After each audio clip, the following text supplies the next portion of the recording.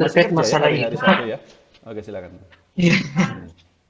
terkait masalah itu ya harga minyak semakin tinggi dengan investasi Warren Buffett itu kan kebetulan ada masuk di itu kan. Dan harganya juga lumayan tinggi sih, Pak. Nah, kalau untuk di BEI sendiri itu, saya kan Elsa dengan Medco Bapak nggak tertarik ya untuk dua perusahaan itu. Bagaimana dengan sektor pendukungnya, Pak? Apa contohnya? Kayak perkapalan, Iya, iya, iya, iya, iya. karena kan margin di situ kan cukup tebal dibanding dengan Elsa dengan Medco-nya sendiri, Pak. Iya, Terima iya, kasih, iya. Pak. Oke, saya jawab ya. Jadi langsung saja begini. Nah, mungkin teman-teman juga sudah dengar berita bahwa Warren Buffett itu beli lagi saham Occidental Petroleum. Itu adalah perusahaan minyak di Amerika Serikat sana. Bukan perusahaan minyak yang terlalu besar ya, karena ya dia jauh lebih kecil daripada kayak Exxon, Chevron seperti itu. Tapi dia profitnya besar. Dan pada harga sekarang dia udah naik tinggi banget, $55 per saham ya, dari sebelumnya hanya $10, tapi pernya itu masih 8 kali. Jadi memang itu sahamnya Warren Buffett banget lah. Dan kenapa Warren Buffett beli? Artinya kan Warren Buffett berpandangan bahwa kenaikan harga minyak yang terjadi saat ini itu mungkin tidak akan langsung turun lagi dalam waktu dekat, ya. Mungkin bisa bertahan setidaknya sampai setahun ke depan. Makanya dia berani beli lagi seperti itu. Nah, jadi kalau di Indonesia bagaimana? Ada saham minyak tertentu nggak yang kita bisa beli? Sayangnya nggak ada, Pak. Perusahaan minyak di kita itu sebenarnya ada lumayan banyak. Medco ya, El Nusa. Tapi El Nusa itu nggak langsung tambang minyak loh. Dia lebih ke perusahaan kontraktor tambang minyak seperti itu.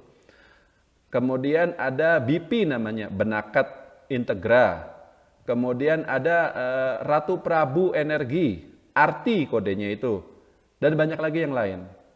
Tapi rata-rata kinerja mereka, tak peduli harga minyak lagi naik atau turun, jelek terus.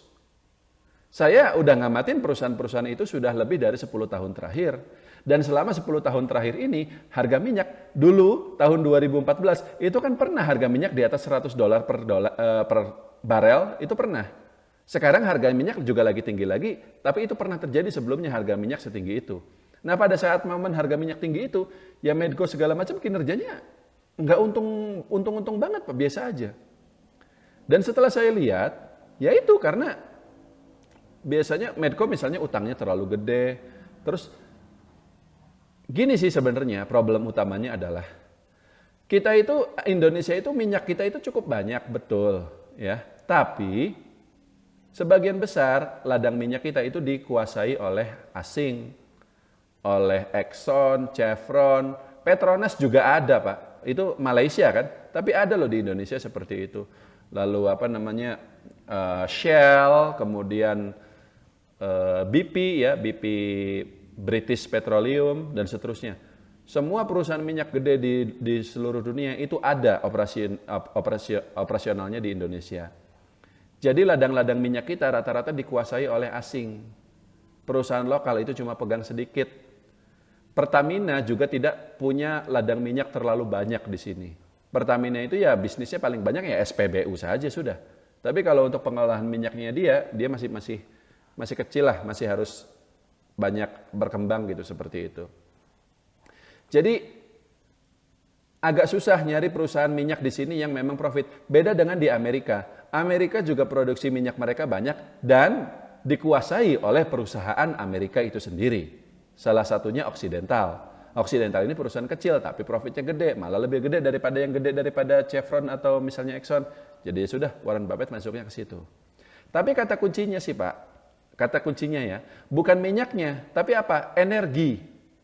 Energi ini kan nggak melulu minyak, tapi ada juga yang lain, batu bara, gas, ya itu kan energi juga. Nah, jadi intinya Warren Buffett itu melihat bahwa kemungkinan harga energi ini masih akan tinggi karena faktor-faktor seperti perang Rusia-Ukraina yang berkepanjangan. Rusia itu salah satu produsen minyak dan gas terbesar di dunia loh Pak. Jadi dengan dia masih ada embargo ekonomi segala macam karena ada perang sama Ukraina ini, otomatis suplai minyak dunia itu masih seret. Jadi harganya masih akan tinggi. Dan yang kedua, seiring dengan pemulihan ekonomi pasca pandemi, maka kebutuhan minyak untuk pembangkit listrik, untuk transportasi. Bapak Ibu nyadar nggak sih sekarang kalau harga tiket pesawat naik lagi? Karena apa? Karena orang-orang bepergian sekarang udah nggak perlu pakai PCR, nggak perlu pakai swab, ya. Sekarang kita ke luar negeri juga gampang, Pak, nggak ada karantina, nggak ada apa, udah normal kayak dulu. Makanya itu jadwal pesawat sekarang banyak banget, ya. Kebutuhan bahan bakar meningkat. Makanya kondisi seperti ini tidak akan langsung reda lagi menurut Warren Buffett dalam waktu 1 atau 2 tahun ke depan. Eventually harga minyak akan turun, betul, tapi itu tidak akan terjadi dalam waktu dekat menurut Warren Buffett. Nah, jadi kita yang di Indonesia bagaimana? Ya kita belinya jangan yang perusahaan minyak, tapi perusahaan energi yang lain. Apa? Batu bara. Kalau perusahaan pendukung minyak bagaimana? Kayak perkapalan segala macam, itu boleh juga. Tapi biasanya kalau perusahaan pendukung itu labanya tidak sebesar perusahaan energi itu sendiri. Jadi yang kinerjanya paling bagus itu tetap perusahaan energinya. Dan batu bara itu juga energi. Sama untuk pembangkit listrik juga. Dan kebutuhan listrik juga sekarang sangat meningkat tajam seiring dengan pemulihan ekonomi. Jadi salah satu alasan kenapa saya sampai hari ini masih hold saham-saham batu bara adalah karena Warren Buffett juga memang masih percaya dengan prospek sektor energi ini gitu. Tapi kenapa Warren Buffett belinya minyak? Ya karena kalau di Amerika itu memang banyaknya minyak. Batu bara di Amerika nggak banyak, Pak. Tapi kalau kita Indonesia banyaknya batu bara. Kita itu adalah eksportir batu bara terbesar secara volume dan terbesar kedua secara nilai setelah Australia. Kita adalah jadi perusahaan asing batu bara di kita juga banyak, tapi yang lokalnya juga banyak. Dan yang lokalnya ini ya listing di bursa kita. Jadi kita bisa menikmati kenaikan harga sahamnya dan juga dividennya. Cukup, Pak Zul? Ya. Jadi artinya substitusinya Pak ya, substitusi dari minyak itu sendiri Pak ya, kayak Betul. batu bara. Nah, kalau tadi kan kita bicara CPO, substitusinya apa? Ada minyak biji bunga matahari, Oh, minyak oke Pak. kelapa, seterusnya.